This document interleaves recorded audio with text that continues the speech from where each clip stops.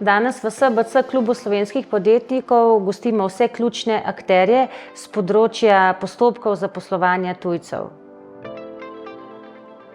Takih pogovorov izrazito manjka, zato ker tukaj lahko pride skupaj mnenje tistih, ki so pravi uporabniki, tudi kvalificirani, zato ker je to, jaz ga štejem za elitni klub slovenskega gospodarstva.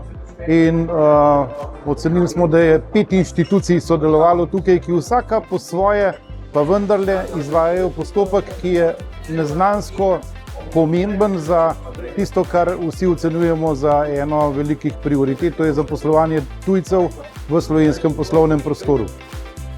Vkolikor so vloge popolne, so dejansko rešitve možne zelo hitro, kar pomeni, da so podjetniki dobro seznanjeni, informirani z vsemi postopki, poznajo različne kategorije tujcev, različne vrste soglasij. Čim pa pride do dopolnjevanja vlog ali pa če so vloge vložene napačno ali nepopolno, potem se celotni postopki precej podaljšajo.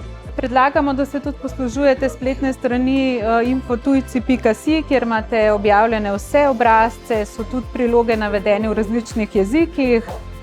Dejstvo je, da si lahko slovenski delodajalci svoje kadrovske deficite zagotavljajo tudi na evropskem trgu dela. V tem primeru lahko rečemo, da je tukaj še veliko zaloge, saj obstaja več kot približno 10 milijonov brezposelnih oseb na ravni Evropske unije. Za ta namen obstaja dogovorjen in delujoč sistem EURES-a, to je poseben portal, ki ga upravlja Evropska komisija, in na tem portalu seveda si lahko delodajalci poiščejo ustreznega kandidata, ki ustreza njihovim potrebam. Izpostavljalo se je vrsto problemov, ampak mislim, da je tudi precej idej, ki lahko te probleme nagovorijo. In jaz mislim, da se na ta način da skrajšati pot do napredka, ki je pa nujno potreben.